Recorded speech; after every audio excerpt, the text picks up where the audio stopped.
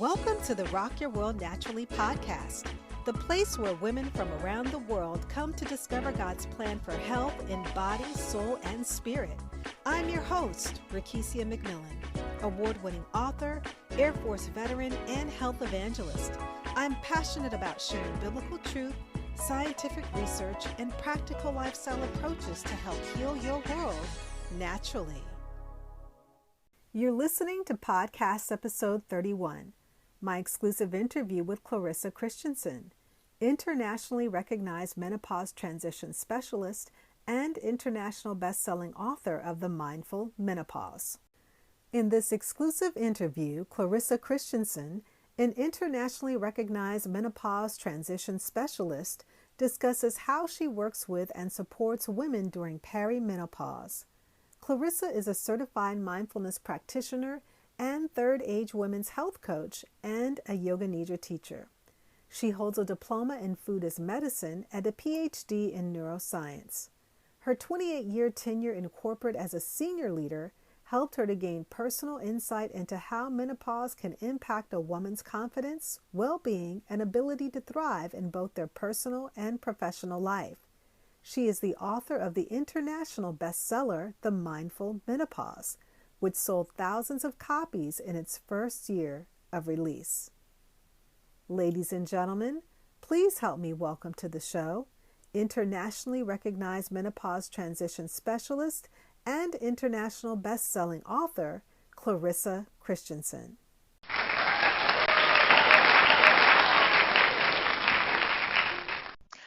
Well, thank you, Rakisia. I'm so delighted to be here. Oh, I'm delighted to have you. I've been so looking forward to this show. I'm excited about this topic, and I know it's going to be so impactful to those who are listening on today. Thank you. I'm looking forward to this too. Now, Clarissa, before I get into the show, I always open up with an icebreaker question.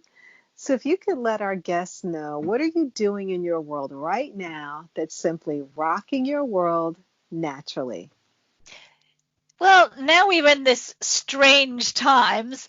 I've started to do a lot of yoga at home, and normally I go to my yoga studio, but I've been rolling out my mat, turning on my TV screen, connecting it up to my computer, and I am having a ball. I'm loving it. I'm doing yoga every day, different styles, and it's making a huge difference. My husband says to me, when you've done that, you just smile from ear to ear. So must be good for me.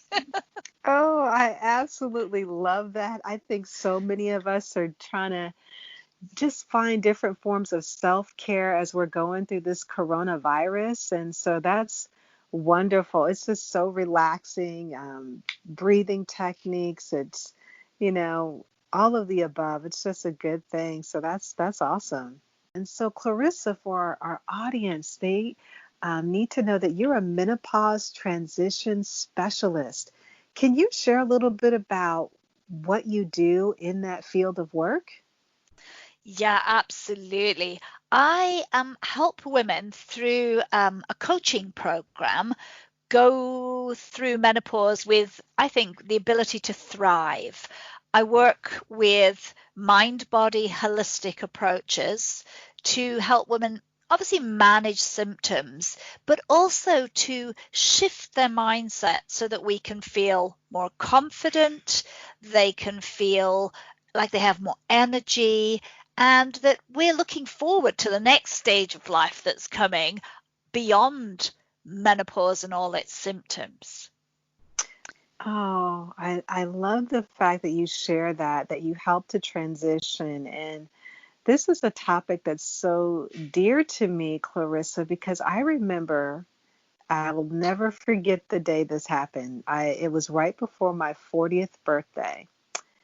And I had the most excruciating headache that I've ever had in my entire life. And I don't get migraines, headaches, things of that nature, relatively healthy. And I'm like, what is going on with me? Why am I feel this way?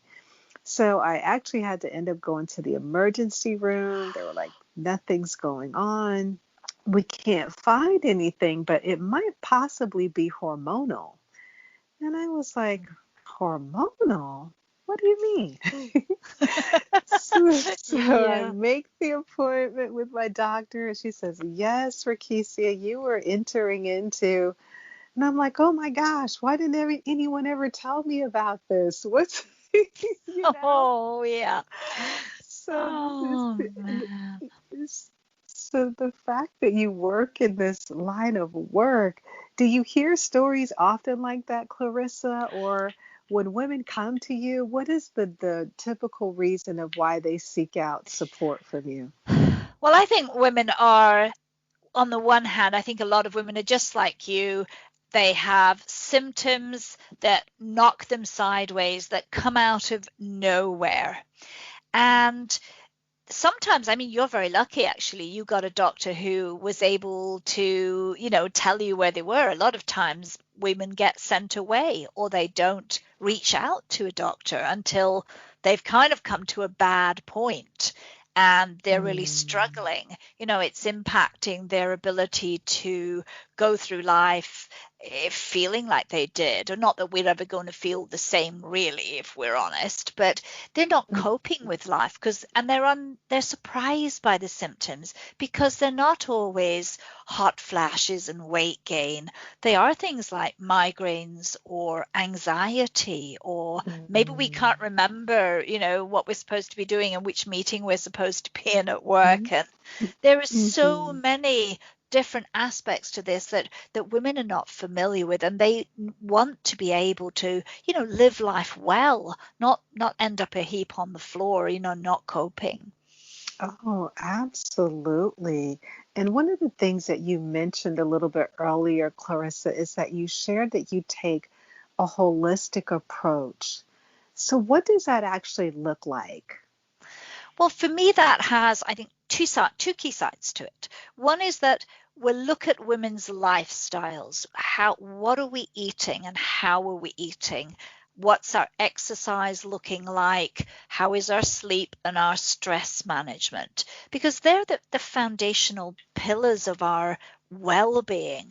And when we go into this stage of life, we need to look at these very differently. We can't keep on going like we were going when we were younger. We need a diet that is really supportive, rich in phytoestrogens, because we need that extra estrogen in our body. We need to be, balancing our hormones through our diet, and we need to be making sure that our diet doesn't contain so-called fake estrogens, which a lot of women don't realize they come into our body from the foods we eat if they're not, of a good quality. And we need to exercise differently. We can't really run and pump huge weights and do some of these things like we used to, but we need to have new ways to build our strength and stamina, to be sure that we're still supple, because a lot of women are stiffening up at this time of life, and we need to integrate more restful exercises like restorative yogas, or just literally yoga nidras, that kind of thing. We need that in as part of our greater movement. And obviously stress, if we don't manage our stress, then our symptoms are going to be significantly impacted, and that means that we don't sleep very well. It means that we are more open to anxiety. Our memory isn't as good. It just goes on and on. So I Mhm. start with the body, but we also have to work with our minds. We have to have a different mindset. We're almost working against the media images and the conversation, which is very negative. And that we know from great research work that's been done in the States, particularly at Harvard. If we have a negative mindset and an absence of positives at this time, we are going to feel our symptoms much more intensely than if we can see this for what it is. It's a transition in our lives. And if we approach it differently with more awareness, acceptance, and with compassion towards ourselves, we are going to have a much better experience, and we're going to be feeling more ready for what I like to call our second spring, this great Mm, post-menopause phase. mm. I absolutely love that term that you use, our second spring. And it really is, as you said, Clarissa, changing our perspective and our mindset. And I know that to be true because I have a very close friend who's from South Africa. And she came to the United States maybe within the last 10 or 15 years and went through nursing school. And we just began to have a conversation about perimenopause and menopause itself. And she said, in my country, this is not something that a lot of the women don't really have it the that women here in the Western culture have it. And she said, I think it has to do a lot with the way that we eat, as well as our pace of lifestyle. And we just have a different outlook on it.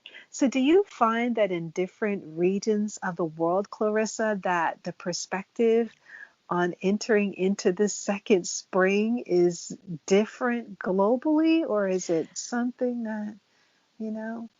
I think it depends. I think I definitely agree that there is in African cultures and certainly in cultures like Japan and China where being an older person is valued. It's not seen Mm. as something negative. We're not running around constantly talking about anti-aging. I mean, all the time. And older women have a real role to bring their wisdom to society. Here, everything in the West is so focused on youth, youth, youth. It's all about being young. It's about anti-aging. There are not enough positive role models. And when women are stepping out and being, showing themselves to be great at 50, often it's very unattainable. Don't get me wrong. I think people like JLo are amazing, but she's a very, and she is, but she's a very unattainable role model. And what we need to see Sure. is more women who are thriving, but thriving a bit more naturally, if you like. We're here looking great because we take super care of ourselves in ways that we can. And we're valued not for the way we look, but for the things we say and do. I mean, I think she's done a great job in this space, and she's talked a lot about menopause, but we need a lot more people like her. And Mm-hmm. we need a lot less celebrities coming out and saying things like, this was a devastating experience, this was hell for me. And that's not helpful. And in Japan, in China, and Africa, that isn't happening. But it is happening in some places. I notice in like India, I work quite a lot with Indian women there, it's very taboo to talk about menopause. And so those women are Mm. struggling and suffering in silence. Wow. And again, it just goes back to really looking at those different avenues where we can have conversations like we're doing now to get the message out that it doesn't have to be something that you can't talk about, that you can't speak about, because it's a part of life. It's a natural part of the process that we go through. And when we change our perspective into one that is healthy and embracing it as our second spring, that it can totally, again, change how we transition, whether it will be a peaceful or a pleasant one, or, if it will be on the flip side of that. Exactly. And I think even if we have symptoms that are, maybe difficult in their own right, it's also that we feel we can approach them, that we can reach out for help, that we know that they will end, and we can see them for what they are and take the actions and steps that we can take. And sometimes those are simply things we can do ourselves around our mindset and our lifestyle. But sometimes we do need help. We do need medical intervention. But that doesn't mean that that's a bad call. That's also about approaching this positively. Hmm. Now, in addition to providing the support that you have, you've also written a book to help women and individuals transition through this time of menopause called the Mindful Menopause. That's right. Yes. I wrote the Mindful Menopause because in addition to being a menopause transition specialist, I'm also a certified mindfulness practitioner. So Mm, I felt within mindfulness, and I taught mindfulness for a long time from a health perspective for people who were going through difficult times of chronic pain and illness. And I tried to draw a lot of that in. Not that menopause is at all an illness or a disease, it's definitely not that. But those people also struggling in very similar ways. And so I brought a lot of that perspective into the book and said, well, here is a journey that we're going through. We're facing things that are uncomfortable. They can be both emotionally and physically painful. How can, a mindfulness or mindful approach help us? So a lot of the book is about coming into relationship with our bodies, learning to meet our thoughts and our emotions, and to bring a lot of compassion, deep self-compassion, which is about really having awareness, strength, and really taking action, because for me compassion is much more than just self-care or being kind to yourself. hmm And something that you said too was just being aware. And I've often heard that our bodies have a language.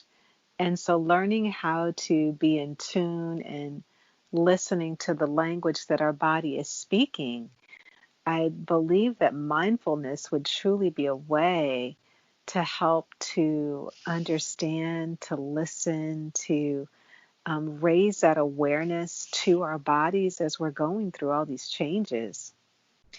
Yeah, absolutely, Raikisha. Mindfulness is deeply about connecting into your body. It's about dropping into the body and meeting what we're feeling there. And instead of moving away from things that we may not like, a mindfulness practices teaches us to move towards it. And when we actually do that, we find that quite often what we notice is, first of all, our symptoms are not as intense, and they're certainly not at 100% or switched on all the time. There's much more fluidity in everything we experience, and everything is changing moment to moment. We learn to listen, and we learn to look at what it is that sometimes is driving our experiences. Is it our behavior? Is it our thoughts, our beliefs? What is that? And those are some of the things that we can then also think, well, here I can take steps from a place of wisdom to change that. Mm. And so when you're working with individuals, is it mostly like in a one-on-one setting, or do you work with groups as well, Clarissa, to help in this area? I often work with women in groups, even though we're working online. I like that we are a community where women have access to be one-on-one if there are things that are difficult. There are things that are personal and intimate they want to talk about. But as a community, we also grow and help each other. So women come on the program. We're mainly in a community, unless they specifically want to be one-on-one, but we're working at our own pace. We're sharing what we're learning. We're sharing our experiences. And in that way, we're also helping each other. Mm. Yeah, there's nothing like having that support. And as people say, find your tribe, in connecting to a tribe or a community that has those similarities as you, and just to help to get through the process of the journey of entering into that second spring can mean so, so very much to have that support. Definitely. And I think what we recognize is that we're not alone in some of the experiences we have, although each of us has our own unique menopause journey. I mean, in terms of when it starts, how old we are, how long it lasts, what symptoms. I mean, that's determined by a whole heap of factors that are out of our control.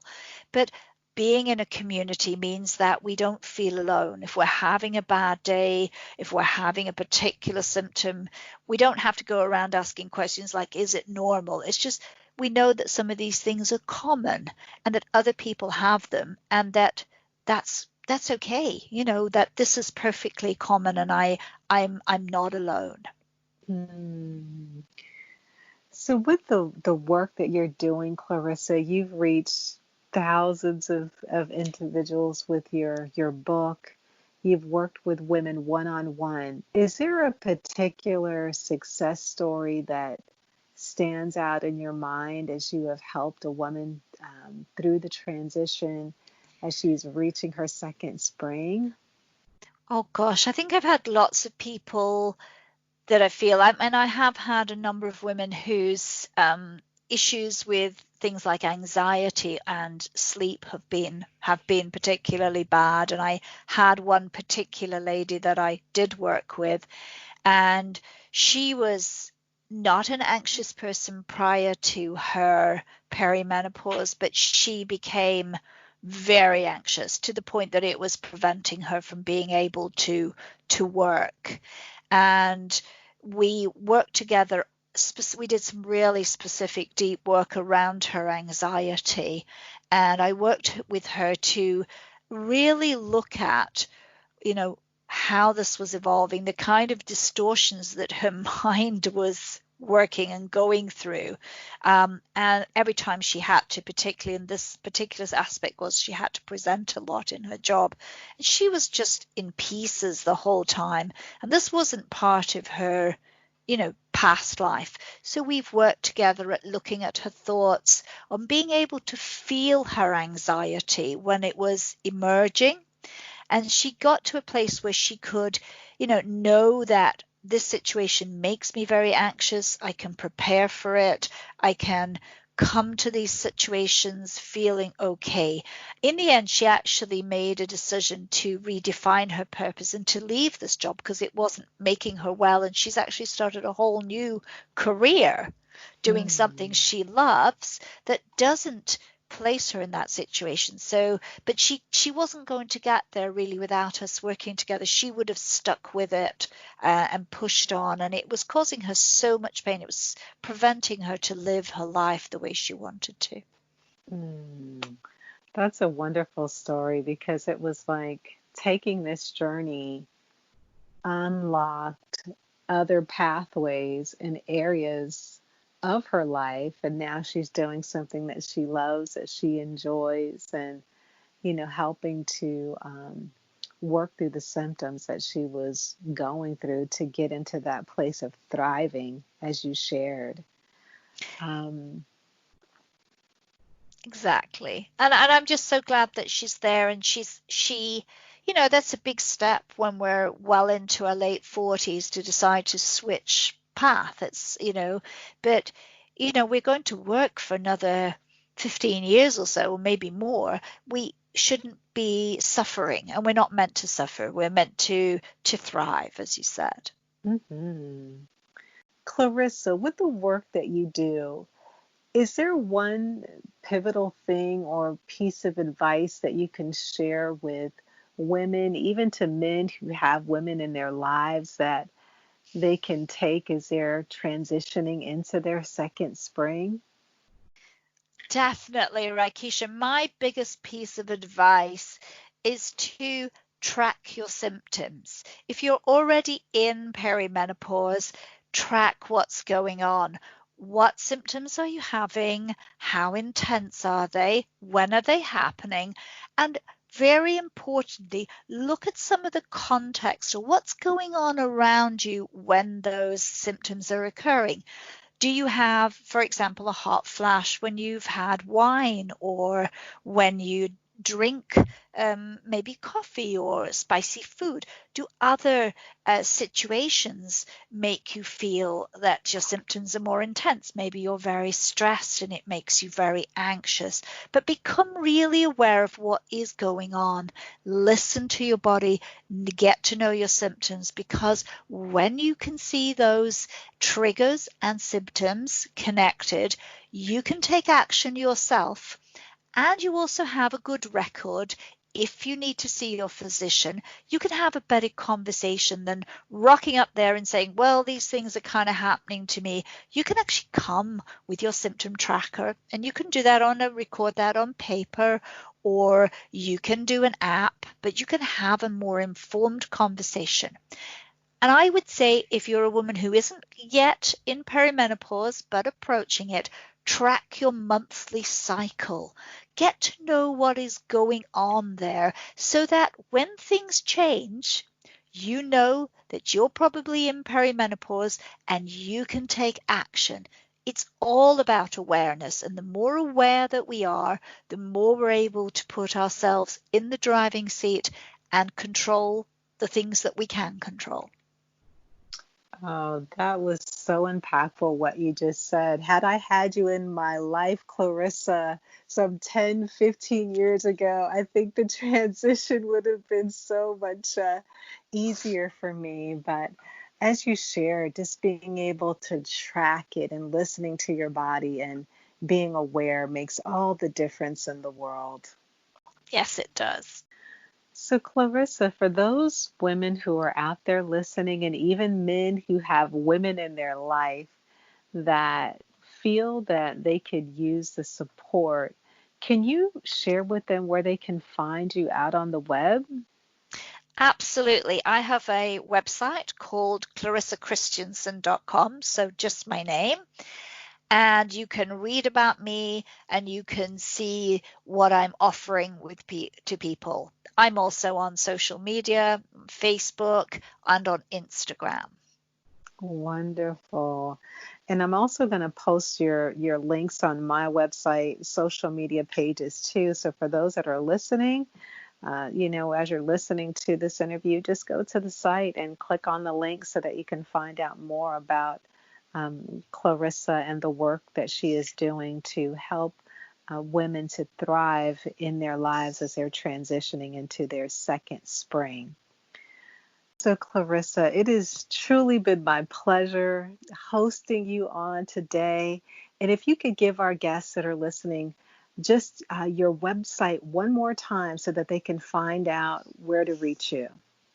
Yes, you can reach me on ClarissaKristjansson.com. Wonderful. And again, it has been my pleasure. Thank you so much for an amazing show. And I wish you well in all of the work as you are helping so many women thrive as they're going through this transition into their second spring. Rakisha, it has been my pleasure. Thank you so much for inviting me to be a guest on this show. I've really enjoyed it, and I hope that your listeners gain a lot of value and know that menopause is a journey and you can go through it well into your second spring. Wonderful. Thank you so much, Clarissa. Thank you.